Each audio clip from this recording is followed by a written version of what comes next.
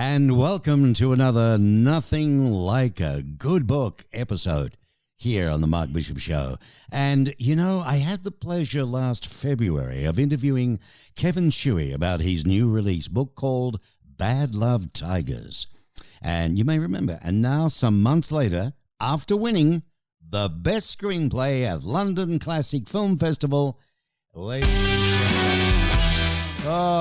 boy, oh boy, oh boy. We're so lucky to have this fellow, Kevin Schewe, and this is the one I wanted, to be honest with you.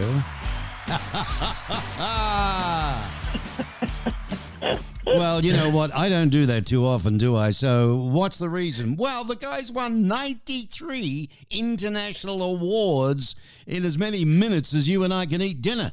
I tell you what, we're going to talk about that because this is fantastic. It's a phenomenon. I don't know what this guy did. He must have done something right in his past life, I'll tell you that. But ladies and gentlemen, Kevin Schewe. Welcome, Kevin.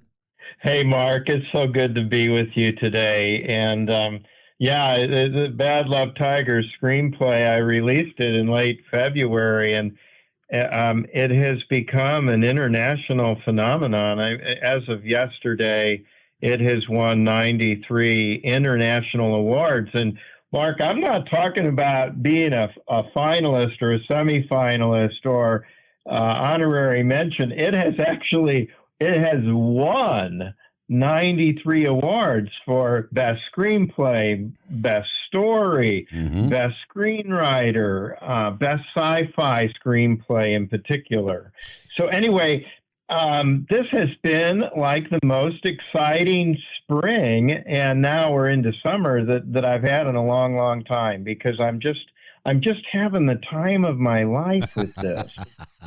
Yeah, I'm looking at all the 93. We'd be here all day. But, you know, you're talking Korea and Munich and Tokyo and Madrid, and on it goes from best produced script or unproduced script through to best short film script that's going to come up, and so on and so on. And it's on its way to Hollywood, and we'll talk on that. But the truth of the matter is that it's generating strong international interest and accolades, showing its blockbuster potential, really, and to attract a global audience of all ages to the big screen. I mean, your screenplay adapted from the first book, Bad Love Strikes, that won 14 international awards, as you say. Actually 17. Oh, it's gone on to 17 now. Right. Yeah. Wow, Yeah. 3 more. At prestigious film festivals, in fact, all over the world. But in Bad Love Strikes, the gang of teens from Oak Ridge, Tennessee, boy, are they going to be famous.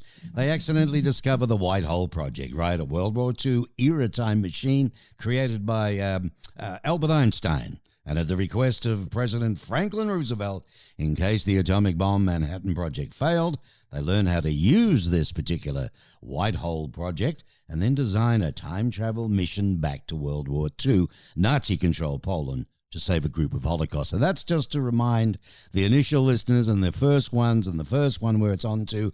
But now, of course, Bad Love Tigers, okay? And that is the big award-winning, in less than 6 months on the International Screenplay Circuit. Bad Love Tigers has already amassed 72 plus. So this is behind. Now it's 93 awards. What's it like? Yeah. I mean, you're bubbling with excitement, but what's it really like to see your original screenplay become a global phenomenon? Well, it's so exciting because really the goal is for it to get to the big screen.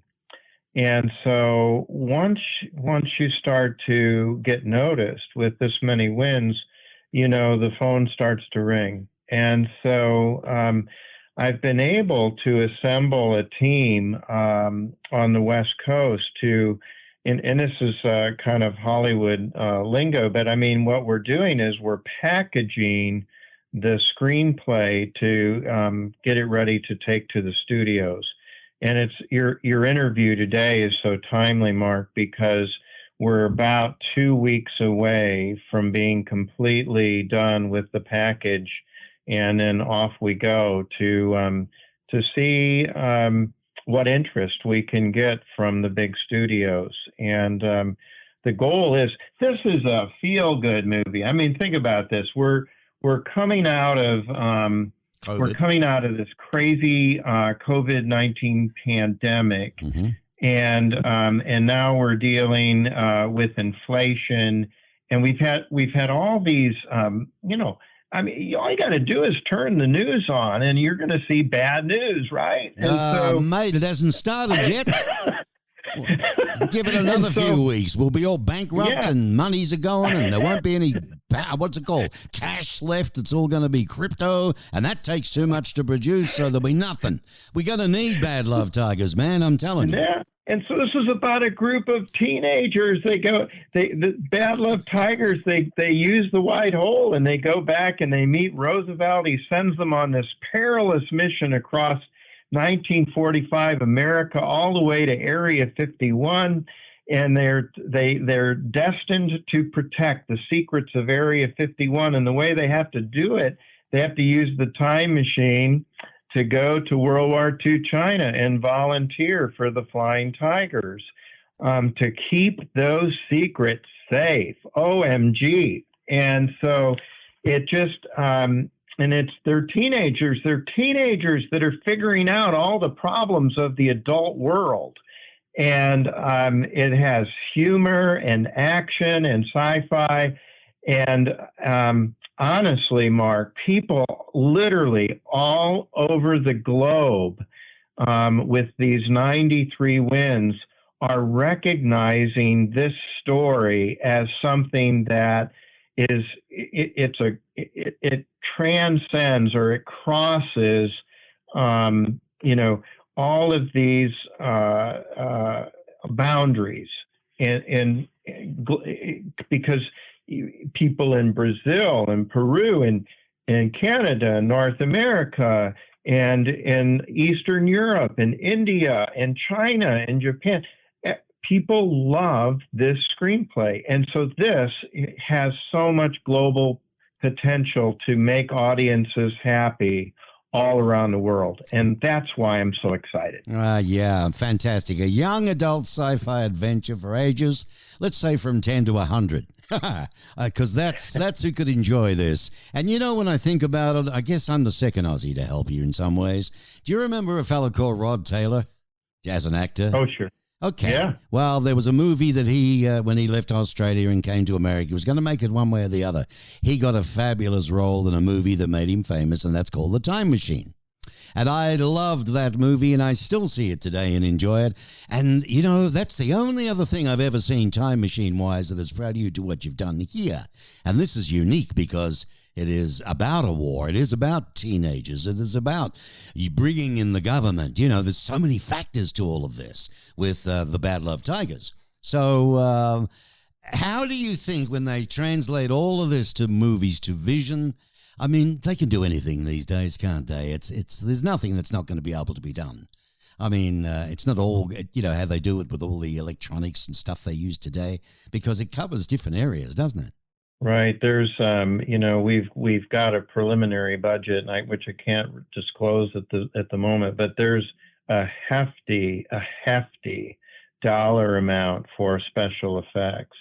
And I mean, if you think about, just the Star Wars saga, yeah, and the way that those special effects are done, I mean, Mark, you can do anything on the screen today. I mean, and so it's mind-boggling, right? The way that you can go to the movies now and see these movies, and everything is so real. And having this group of teenagers going back and forth between the 1970s and the 1940s is just going to be so entertaining. Well, yeah, I think it is. And you know what? Another thing I like about it, Kevin, is it's keeping the youth of today realizing how lucky they are today because what went on before. That's right. Yeah, in fact, we need a good dose of that because it gives you, you place more value on what you have once once it's taken away from you. Or, that's really what happened during World War II. I mean, so many freedoms were taken away. And then you wake up one day and you realize, wow, I really missed that. You know, when you began writing the Bad Love series, we always ask authors, you know, did you have movies in mind or miniseries in mind? They might be getting a little ahead of themselves, but no, not really. A lot of authors would cherish that and write, you know, in the hope of maybe there's another one will come and another one will come. But when you look at yours, you know, it's easy for a movie to get classified as young adult when the main characters are primarily teenagers. But what makes you think that Bad Love Tigers is a movie that all ages will enjoy, Kevin? Well, primarily because the actors are not only teenagers but adults that are all working together, and then of course there's in Bad Love Tigers there's three American presidents that are on the screen. We've got you know we have Roosevelt, we have Truman, and we have Gerald Ford, and so there's plenty of adultness, you know, in the adults in the screenplay or in the movie, but the movie's really owned by the teenagers, and so I don't know. Think about Stranger Things, which is because I've had several of my patients who have read Bad Love Tigers and Bad Love Strikes, and not, of course there's two more, Bad Love Beyond and Bad Love Medicine, and you know they come in and they say, you know, Dr. Schewe, this reminds me a lot of this of Stranger Things, and I mean Stranger Things is really a phenomenon that is attracting both young people and people of all ages. Yeah, so, I've seen the series. Not so bad. Here's what I think. I think this, as an adult, watching Bad Love Tigers on the movie screen, it's going to make guys, no offense here, Mark, but it's going to make guys like you and me feel young again. I mean, it's going to remind us of what we were like when we were that age. Mm-hmm. And it really does. I mean, because these are kids that basically they're baby boomers growing up that starts in 1974 and goes across to 1975 on the modern end. And when they use the time machine to travel back, they're in the World War II era. And so you've got adults that still identify with World War II. You have adults that still identify with being teenagers, you know, growing up in the 60s and 70s. And then you have today's teenagers that are young adults who would watch this and they'll be able to identify with any number of the Bad Love Gang characters because, you know, all of them have different personalities. Yeah. And of course, they all have different nicknames too. So, wow. In case you've just joined us, that you're listening to Kevin Schewe, the author of the Bad Love book series, and it's on Nothing Like a Good Book, a division of the Mark Bishop Show. You'll be able to see his photographs, cover of the book, and also there's links there to have a look and listen to trailers and Instagram, so on. It's all on markbishopmedia.com. Now, I want to ask you the number of international awards that Bad Love Tigers has won. I mean, it does show that it has appeal cross-culturally. Why do you think this story, centered around the adventures of a group of mostly American teenagers, crosses international boundaries and culture differences to generate such strong interest on the global stage? Well, it is a multicultural book. I mean, we have two of the lead players. You know, there's a black teenage female, whose nickname is Cleopatra, and a brilliant, his IQ is north of 140, black teenager male, whose name is Bomar. And then, you know, there's the Li Ming Sung is a young Chinese spy that's trailing this group throughout the movie or the screenplay. And Nisha Singh, who is a young Indian spy. And then we have Borya Polskov, who is the Russian spy that is after the gang. And so, you know, this screenplay has probably won close to 20 awards in India. Oh, good old Bollywood, huh? Yes, it's won in Bollywood. It's won in Mumbai. It won the Mumbai Film Festival as best sci-fi screenplay, which is a huge festival, and so it's captured the heart of India, and it has an Indian star in it in this Spy. But I think it's because it's a group of ragtag teenagers. I mean, they could be from any country, really, Mark. And I think people identify with teenagers, and it just makes it so much fun, whatever country you're from. Also, folks, if you want to contact and write to Kevin, you can. Just go to kevinschewe.com, KevinSchewe, all together, one sentence, kevinschewe.com. Or, in fact, via his Instagram, if you wish, at Real Kevin Schewe. Okay?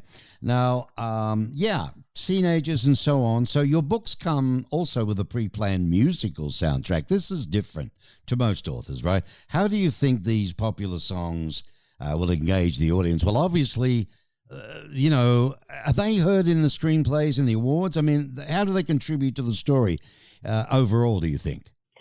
Well, so each of the books has its own soundtrack. You know, the soundtrack to Bad Love Tigers starts with Carly Simon from 1972 singing You're So Vain. Mm-hmm. What a great song to start with.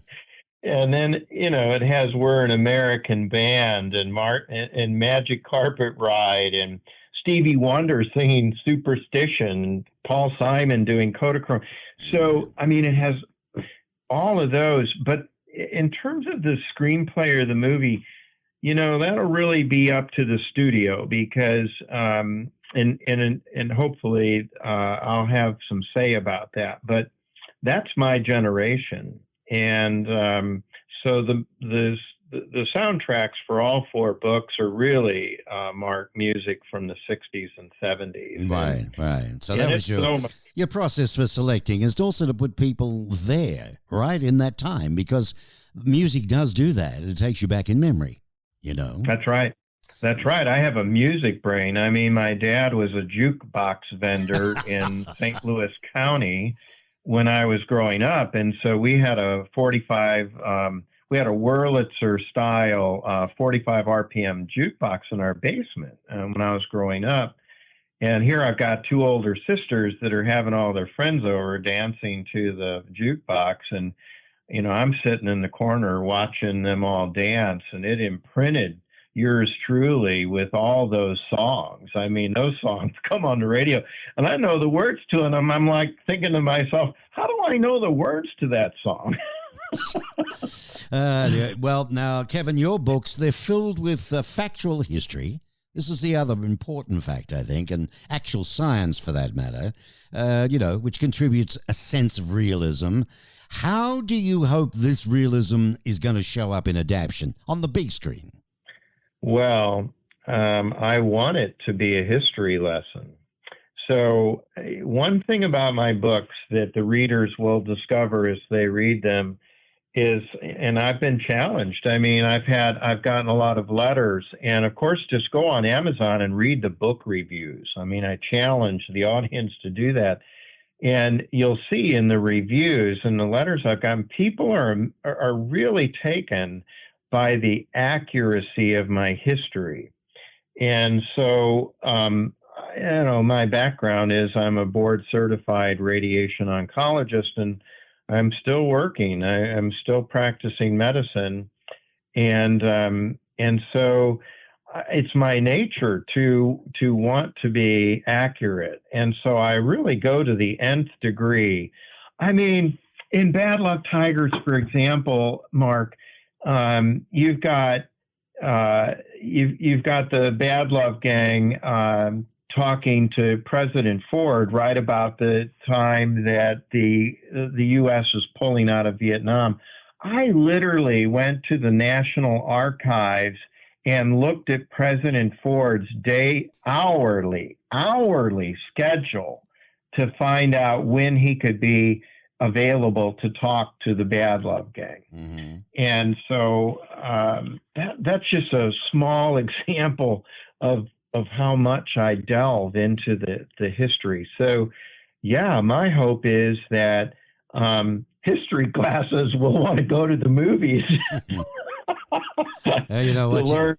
You're a blessed fella, Kevin, because there are thousands who listen to this. I'm telling you, watch the books later on. Here you are, a practicing oncologist, right? You don't need anything else. You got a good day job. You know the old saying, writers, but poor writers and actors, whatever you do, don't give up your day job, all right? Yeah. Because you may not make it, but you've got the best of both worlds. Good on you. After being a writer, I mean, I agree with that. And, but I really have done it because I want to. I'm one of these guys that I couldn't retire to a golf course, Mm-hmm. and play golf all day. That's just not my nature. I've got to be. My mind has to be doing things, Yeah. and so my plan is when I do leave medicine to be a full-time writer, and certainly my writing career is off and running. No question about that. Well, you're going to have a ball because you're going to be traveling from country to country signing books as they're lined up around the corner 10 miles long. And you're going to be going to film openings and premieres. Oh, my God. I tell you what, you don't know what's ahead of you, my friend. What are you going to do then about your day job? Put it on the rack? Hey, it's after this interview, I'm going to make sure you have a ticket to come to the world premiere, Mark. Oh, that would be exciting. That's about as close as I'll ever get to Hollywood, I can tell you. It's often difficult to faithfully translate books into movies. What challenges, you mentioned something before I've still got to say in that, well, people don't realize that once it's handed over and the screenplay is taken on by the studios, they sort of control stuff. And you've got to fight for a few things you still want. So what challenges do you foresee with keeping your vision intact when you do go into production? Yeah, it's a tough question. I would say that I really want the music to be a part of it. Think about Guardians of the Galaxy, the initial one that came out. I think it came out during the month. It seems to me like it came out during the month of August, but I remember going to see that, and just the opening scene, the music that they play throughout Guardians of the Galaxy, it just gives that movie so much more flavor. And I know that the readers can listen to the soundtrack. They can, call it up on Alexa and have her play the music as they're reading the books. And they'll see that having some of that music integrated into the big screen will really set it apart. And so to answer your question, I think that'll be my biggest challenge will be, what music are we going to play in this movie? Oh, well, we nearly run out of time. I want to ask you, what are you doing actually to celebrate the successes of Bad Love Tigers? I mean, we know your ultimate hope for the screenplays to be very successful miniseries, and it will be. You're going to keep on writing, so there could be more to look forward to. And there's nothing worse when you're still waiting and waiting, I can assure you. One thing I loved, what was it, Wyoming? I forget the name of the darn thing, but you're waiting and waiting for another series to come out because it was so good. And I'm hoping this is a deal with yours. But what are you doing to celebrate now? Well, I mean, in my quote unquote spare time, I travel and so I go see places that I haven't seen before, and I like history, but I would just say the real celebration of this is going to be when I have a movie studio actually buy the rights to it, and then I'll have to do something special. I don't know what it will be, but maybe another celebration in London. I love London, and but any place on the water. I'm a big fan of being either on inland lakes or the ocean. Oh, the ocean. Any water is great for me, but. Yeah. Me too. I mean, goodness, I could just go. I could travel around to where this has won all all its awards, and that would really be fun. Fabulous. Well, I've got up the links on the site and the trailer and so on. Kevin Schewe, ladies and gentlemen. Bad Love Tigers, right? Bad Love Tigers, best screenplay at the London Classic Film Festival. Kevin Schewe, absolutely fantastic stuff. 93 international awards. This ain't... Yeah, one of the ones we didn't mention was Cannes. It won in Cannes. Oh, well, that's the big one. Yeah, big whoop-de-doo. Cannes. Never mind, Los Angeles and Rotterdam and blessed New York and Tokyo and Madrid and Onyx Seoul. All over the joint. Well done, Kevin. Lovely speaking with you again. Good luck. Stay in touch and by all means, come back when the next big thrill you're going to share with us, okay? All right. Sounds good, Mark. It's been so much fun visiting with you again. I always enjoy spending some time with you. You got it. Kevin Schewe, ladies and gentlemen. Nothing like a good book.